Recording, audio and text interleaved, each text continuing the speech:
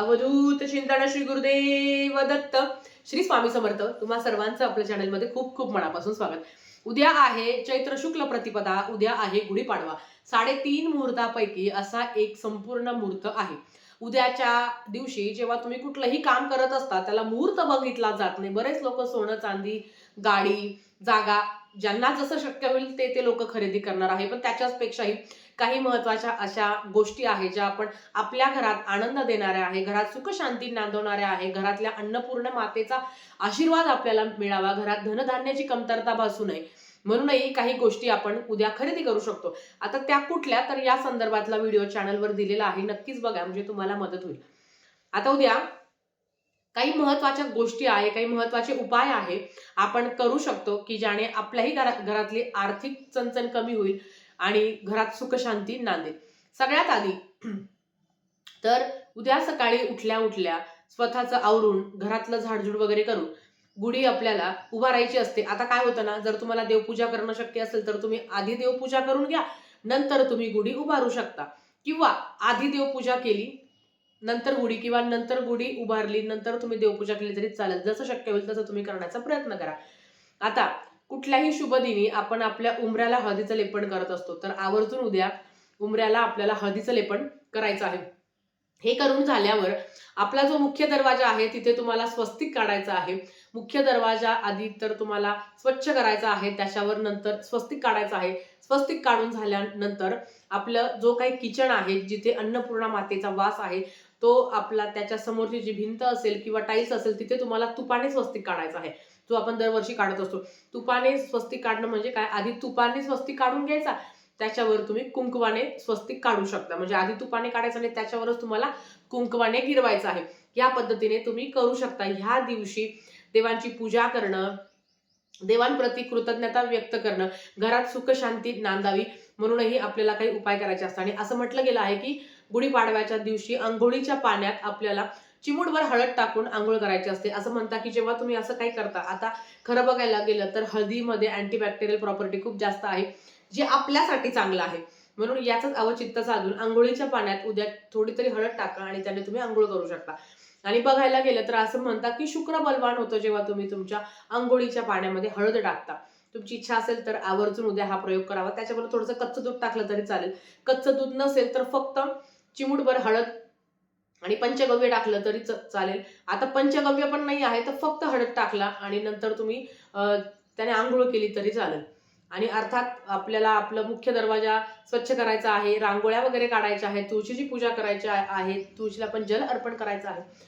आता गुरुवार असल्यामुळे तुळशीला कच्चं दूध अर्पण करावं. अर्थात ते लक्ष्मी प्राप्तीसाठी खूप महत्वाचं आहे असं म्हटलं गेलं आहे. आता जेव्हा आपण गुढी उभारत असतो तर ह्या दिवशी धनधान्य समृद्धीकारक जो तोडगा आहे, जो सगळ्या घरातल्यांना उपस्थित राहून तो करायचा आहे. आता एखादे 2 जण नसतील तरी हरकत नाही, पण शक्यतो सगळ्यांनी एकत्रित उपस्थित असावं आणि नंतर तुम्ही दिवसभरात ती सेवा तुम्ही आवर्जून करू शकता.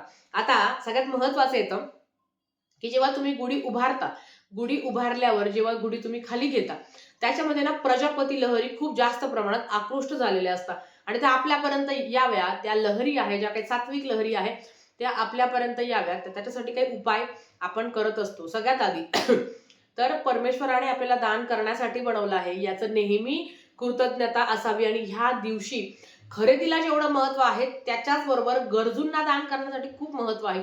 खूप महत्वाचा दिवस मानला गेला आहे. मग तुम्हाला काय करायचं आहे, तर जो काही तांब्या आहे, जो आपण गुढीला तांब्या आपण लावतो, तर तो तांब्या तुम्हाला घ्यायचा आहे. त्या तांब्यामध्ये तुमच्या घरात गहू असेल तर तांब्याभर गहू तुम्हाला घ्यायचे आहे, किंवा तांब्याभर तांदूळ तुम्हाला घ्यायचे आहे. त्याच्यामध्ये दोन हळकुंड, जो आपण गुढीला तांब्या घेतला होता, ज्याच्यावर आपण म्हणजे आपण गुढीसाठी जो तांब्या वापरला, ती गुढी आपण संध्याकाळी खाली काढल्यावर त्याच तांब्यामध्ये आपल्याला तांब्या भरून तांदूळ घ्या किंवा तांब्याभर तुम्ही गहू घ्या. हे करून झाल्यावर त्याच्यामध्ये 2 हळकुंड टाकायचे आहे आणि यथाशक्ती दक्षिणा, मग 1 रुपया टाका, 2 रुपये टाका, तुमची इच्छा, आणि तो तांब्या घ्यायचा, देवासमोर ठेवायचा आणि देवाला प्रार्थना करायची की माझ्या घरात कधी धनधान्यांची कमतरता भासू नये, तुझी कृपा अखंड राहू दे, अशी प्रार्थना करायची. आणि तो जो तांदूळ आहे, तांदूळ किंवा गहू जे तुम्ही घेतलेले आहे त्याच्याबरोबर जे काही हळकुंड आहे, हे तुम्हाला गरजूंना दान करायचे आहे. होय, तुम्हाला गरजूंना दान करायचं आहे. आता गरजूंना म्हणजे तुम्हाला जर मदत करणाऱ्या ताई असेल त्यांना तुम्ही दान करू शकता, किंवा अजून कोणी असेल तर त्यांना तुम्ही दान करू शकता. तांब्या दान नाही करायचं, तांब्या आपापल्या घरी आणायचा आहे, पण ज्या काही वस्तू आहेत तांब्या सगट त्या वस्तू घेऊन जायच्या, त्यांना दान करायच्या, किंवा त्यांना घरी बोलवायचं, त्या तांब्यातल्या वस्तू एखाद्या पिशवीमध्ये टाकायच्या आणि त्यांना दान करायचं, म्हणजे त्यांना आपल्याकडनं दान केल्यासारखं होतं. तुमची इच्छा असेल तर तुम्ही कोणालाही, जो गरजू आहे, ज्याला याची गरज आहे, अशा व्यक्तीला तुम्ही दान करू शकता. आता हे झालं दुसरं. आपण ज्या साडी वापरलं होतं गुढीला, ती साडी तुम्ही स्वतः बिनधास्त वापरू शकता. जे काही कंकण आहे, जे काही आपण साखरेची गाठ आपण घेत असतो, आपण गुढीला लावत असतो, तर बघा असं बघायला गेलं तर साखर खाली तर प्रचंड खोकला येतो माणसाला, पण त्या साखरेची गाठी जी आहे तर ती रामाच्या मंदिरात जाऊन ठेवायची असते. जर तुमच्या घरात जवळपास रामाचं मंदिर असेल तर रामाच्या मंदिरात जाऊन ठेवा, किंवा कुठल्याही देवाच्या मंदिरात जाऊन तुम्हाला ते ठेवायचं असतं. पण ती जी गाठी आहे ना, त्याच्यातली एक तरी गाठ, म्हणजे जी गाठीची माळ आहे त्याच्यातली एक तरी गाठ तुम्हाला काढायची आणि ती स्वतः खायची आहे. याने खोकला येत नाही, कारण सूर्याच्या ज्या काही लहरी आहे, सूर्याचे जे काही किरण आहे त्या साखरेवर पडलेले असतात, म्हणून ती साखर बाधत नाही. नाहीतर एरवी साखर खाल्ली तर सगळ्यांना खोकले होता, पण ह्या गाठीची जी साखर आहे जर ती तुम्ही खाल्ली तर तुम्हाला खोकला येणार नाही. आणि प्रसाद म्हणून आवर्जून ती थोडी थोडी खावी. बाकी तुम्ही रामाच्या मंदिरात किंवा घराजवळ जे मंदिर असेल तिथे जाऊन तुम्ही दान करू शकता, तिथे जाऊन तुम्ही ठेवू शकता, किंवा तुम्ही घरातही वापरू शकता तुमची इच्छा असेल तर, ती बाधत नाही. आता जो कडुलिंबाचा पाला आहे त्याचा सुद्धा महत्वाचे उपयोग आहे जे आपल्याला करायचे आहे. काय करायचं आहे तर कडुलिंबाचा पाला, 21 कडुलिंबाचे जे काही पानं आहे ते तुम्हाला घ्यायचे आहे. त्याच्याबरोबर घरातले जे काही कॉईन आहे, ज्याला बरेच लोक चिल्लर असं म्हणतात, पण ती खरी लक्ष्मी आहे. जो कॉईन आहे, जो शिक्का आहे, 1 रुपयाचा आहे, 2 रुपयाचा आहे, 10 रुपयाचा आहे, 5 रुपयाचा आहे, ते तुम्हाला गोळा करायचे आहे. आणि ते काही कडुलिंबाचा पाला आहे आणि 4, 5, 6 रुपयाचे कॉईन एकत्र ठेवायचे आहे.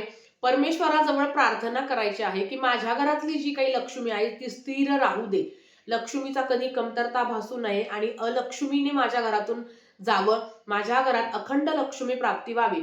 आधीच सांगते, लक्ष्मी म्हणजे पैसा नाही, तर लक्ष्मी म्हणजे एक शांतता, मानसिक सुख असणं, अष्टलक्ष्मीपैकी अशा काही समाधान लक्ष्मी, की समाधान आहे, जे काही आहे त्याच्यासाठी समाधान, आणि हे फार कमी लोकांमध्ये असतं.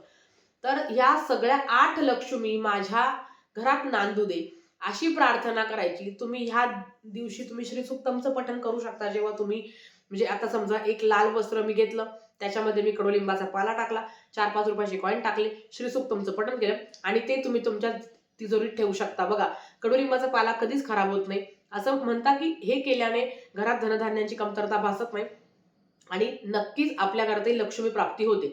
तुमची इच्छा असेल तर आवर्जून उद्या हा उपाय करावा.